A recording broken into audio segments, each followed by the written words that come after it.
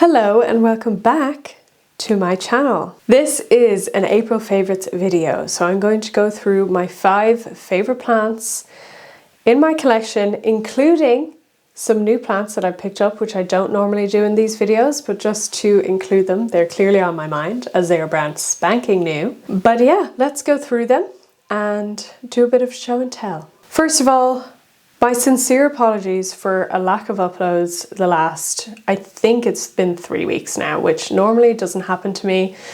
It has been a very busy time in Amy's life and the time for doing videos and editing, filming, editing, all of that stuff has been almost zero. So my apologies for that. I am back now.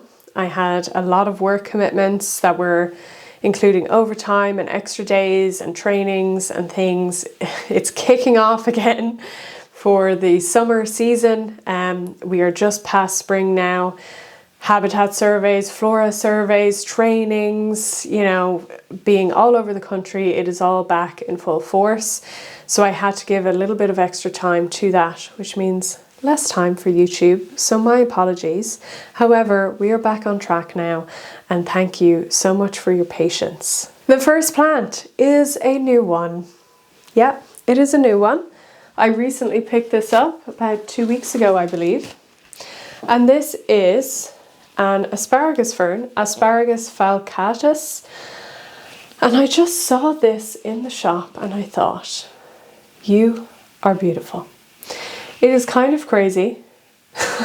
It's very straggly, but it's, I think, just absolutely gorgeous. I think it will grow quite wild and a really nice one to fill in a space, you know, without these kind of the more traditional larger leaved type houseplants. I really like plants like this to fill in spaces and let them grow kind of crazy. This cost me €8 in Johnstown Garden Centre. Because I travel so much across the country, if I'm ever passing, I will always pop in and have a look. And they have quite a few things in there right now, which is very nice. It's very, very hot in the houseplant area. So a bit of background on Asparagus falcatus. If you didn't know, I always get my backgrounds from Plants of the World online, which is run by Kew Gardens, I believe. Very, very useful. It gives you all scientific information on species, and I often learn a lot about my plants through just looking up stuff, you know. So this was first published in 1753, which is quite a while ago. Its native range is southwest Ethiopia to South Africa, the Arabian Peninsula and Sri Lanka. So quite a large reign, but kind of, yeah, like Southwest Africa, Arabian Peninsula, and then Sri Lanka. It's kind of really nice distribution. It's a climbing perennial, which I really like the idea of. Asparagus ferns, if you've ever cared for them, they can get quite unruly and grow in all sorts of directions, but they're generally easy to care for in my opinion, and I really enjoy them. This one has kind of larger leaves compared to the more typical asparagus ferns, which I can't remember the species name of. So because of where it is native to, it's kind of from a seasonally dry tropical biome, so it will cope. Asparagus ferns in general, I find, are like this. It will cope with drying out. It's not like your Boston ferns and things like that that really require a lot more humidity and wet and, you know, so they're generally quite forgiving when it comes to that.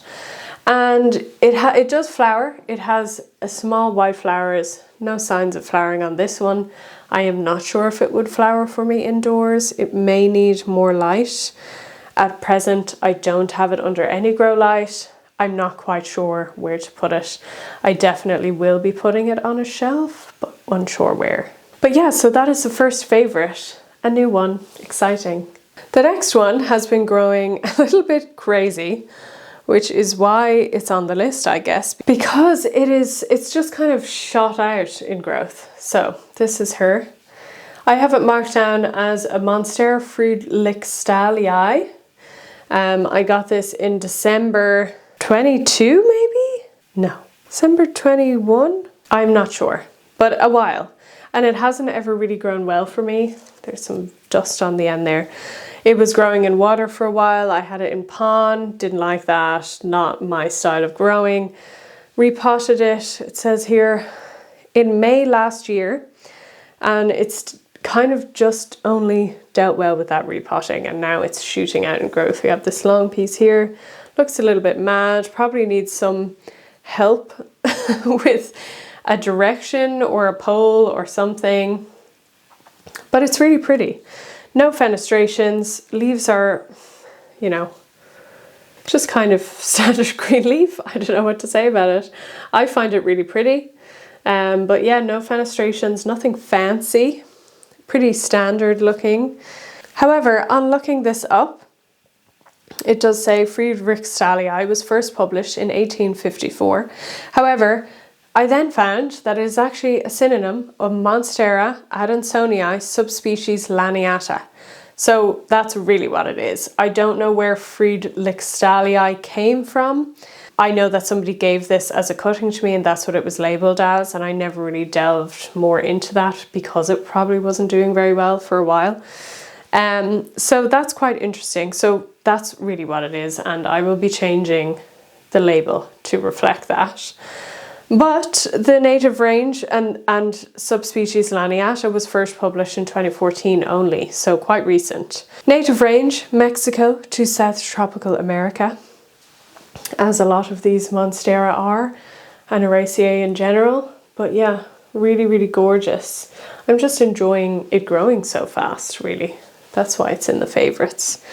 It's a climber and it lives in a wet tropical biome in the wild. So it is very pretty, needs a bit of help. Unsure if it could do a repot, but maybe we do like marginally bigger pot because it's quite small, and just give it a good stake. We will see. But yeah, another pretty one. Kind of hard to show you how pretty. Also, in terms of placement, I don't know if you're interested, the asparagus I just have on the windowsill until I figure out where it should be, getting high light while it adjusts. The Monstera there was on the bottom shelf, so it gets good light from the spider farmer, but it is underneath all of this on the floor on the bottom shelf. So the next plant is a difficult one to show, but if you watched my big stakes video, you will have seen it very recently.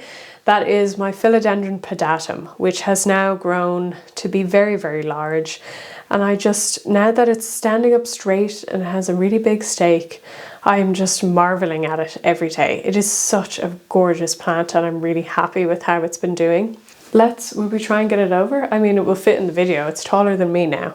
Yeah, like it's already shot above the top of this.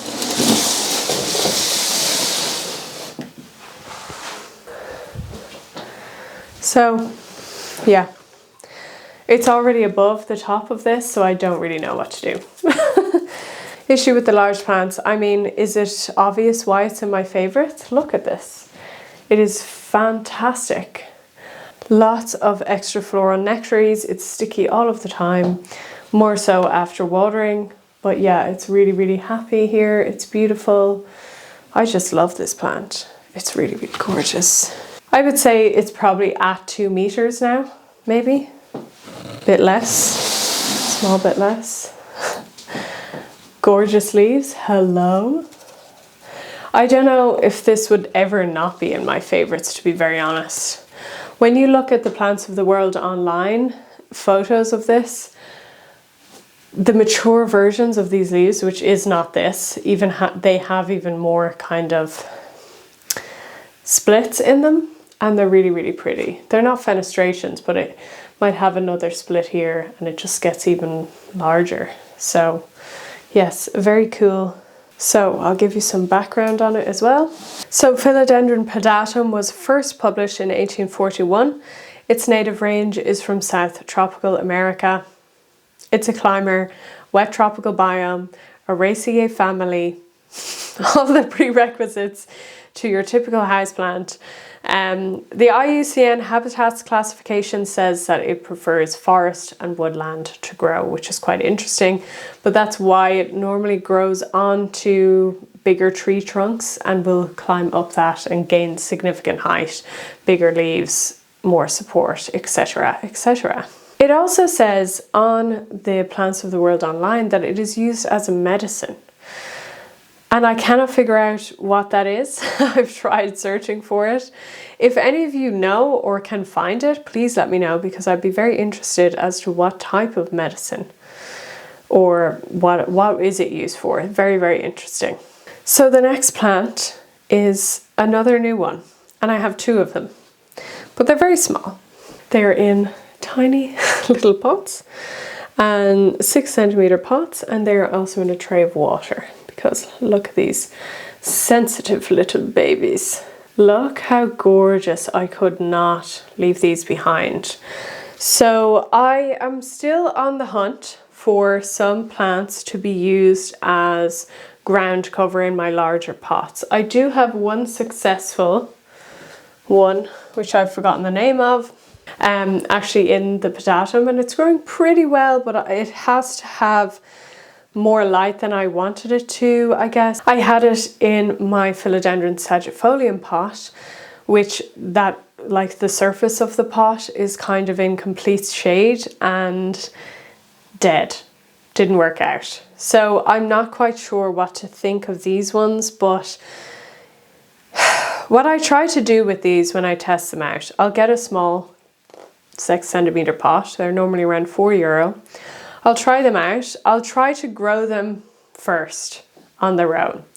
Then if I figure out, okay, they like it more wet, they like it more whatever, I can figure out what pot to put them in. But we haven't been super successful with that so far. I've had a lot of plants die. I haven't even told you what this is. This is Nephrolepis exaltata cotton candy. So it is a cultivar of Nephrolepis exaltata. Can you even see how cute this is? I don't know. I just think that is the cutest thing ever. But so Nephrolepis exaltata, the species, was first published in 1834. Its native range is tropical and subtropical America. So in my head, I'm thinking we're from the same region as a lot of, you know, the Eraceae, philodendrons, the pots that are large in my collection. It is an epiphyte, so it does like to grow on other plants. That's what that means. It's from a subtropical biome. It was introduced to quite a few different places. So it is either non-native or just invasive in some countries, including the Canary Islands, Morocco, Portugal and Western Australia. Thought that was worth mentioning because it's quite a lot. I picked them up and then I was away for a couple of days and they looked a bit sad. We got the tiniest bit of crisping on some outer leaves, and so due to that I've put them in a little pot to be bottom watered, and they seem okay with that. But it's only been, I don't know, maybe 10 days since I've got these, so let's see. We'll see how this goes. And hopefully I'll be able to care for them and stick them in some kind of pot. But on my quest for ground cover for larger pots, philodendrons, which generally like to dry out, the pots are very deep, so the front, or the top layer of those pots are going to be dry for quite a longer period of time if you think about it, because the moisture will settle to the bottom of the pot. It will kind of dry from the top down. So if you think of any plants, or if you have experience of using any plants for ground cover for larger pots, please let me know, because it's something I'm trying to test out and look for. So I was trying to find a fifth favorite, and I tried to, you know, spice these up a little bit. Spice them up is the wrong word, but I try not to be showing the same plants all the time. However, I'm fairly sure that I've shown this at least in the last couple of favorites, but I just have to do it again. I'm sorry guys, I just have to do it again because it's growing really big. Yeah, big. You see? This is my staghorn fern, which I planted in a pot, which you're not meant to do. I know they're not, you know, meant to be in soil like this. However, tell me that this is not a happy plant, because it is like, look at these fronds. Hello? So juicy, meaty. Really, it's happy. It is happy. It's very big now. Yeah, which is crazy. Now, we do have a resident spider living in the shields, which is fine. He's okay with me. And so I keep this on the windowsill. So it gets a lot of light, almost too much. As you can see, this part faces out towards me in the room, but the part facing the window, yeah, let me show you. Don't look so hot. Jeffrey got burned a little bit. It's not very happy. There's a bit of decaying bits, but I find that this plant, I don't remove any of that stuff. I just let it happen. And like I said, the spider's living in there. He's pretty happy. We have a lot of fresh growth. The shield is covering both sides as a protection. And I mean, yeah, it's doing pretty damn well. I'm gonna put this down now while I talk about it because it's really quite heavy. But I hope you can get a pretty good idea, I can't even see me, of how big it is. So that is the staghorn fern, Platycerium bifurcatum, and it was first published in 1906. Its native range is Sulawesi, Jawa, New South Wales, Australia. So kind of dry-ish. But yeah, it's growing really well for me. I know that when I first showed me getting this plant and potting it up, which was only supposed to be a temporary measure, which, I mean, that's just the story of my life. I do so many temporary measures and then they become permanent because I never do the other measure.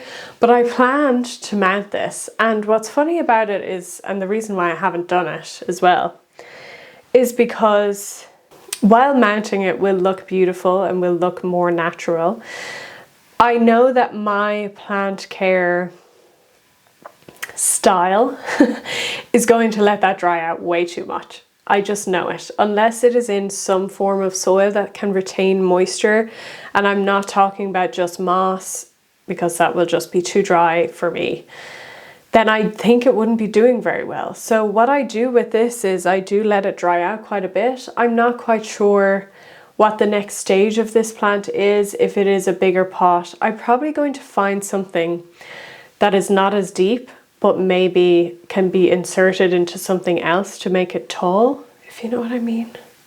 If you're on the same thinking as me, I'm not sure. So that we have it definitely in soil, but I don't think it likes very deep soil, but something high enough to support it and all of its fronds going around. I'm not quite sure, but it definitely is a favorite, that's for sure. Looks really, really beautiful on the window. The neighbors don't get the best view of it from the other side, but it's one that I look at every day and I just think, wow, you're growing so fast and well, and it's really happy. So thank you so much for watching this video. To my patrons, the April bonus video should be out now. If you're interested in going to watch that, I give you some very big personal news, and on top of that, go through some of in real life plants that I've seen over the month of late April, which is quite a lot because, like I said, I've been doing a lot of traveling, a lot of botany training, and a lot of different habitats. And so I go through some of my favorite species and things that I've found throughout the month of April. So if you're interested in seeing that and you're not yet a patron, please go over to my Patreon and sign up, and you can get access to a bonus video from the genus and family tiers. Thank you so much to my patrons for supporting me again for another month. Thank you so much to you for watching this video. I will always continue to do free content because I think it's very important. And if there's any way that you're looking to support me, watching my videos all the way through, watching ads without skipping, commenting, liking, and sharing videos is the best way to help me out, and all of that is absolutely free. So that is it for this video. Coming up in the next couple of videos as a sneak peek, we have an in-depth philodendron care video coming. We have a very deep dive into substrates of all kinds, giving you backgrounds of each and their benefits, their environmental issues, all of that good stuff. My light is off. I've been filming for far too long. So thank you so much for watching. I hope that you enjoyed this. Please let me know what your favorite for the month of April has been. And I will see you very soon in the next video. Bye.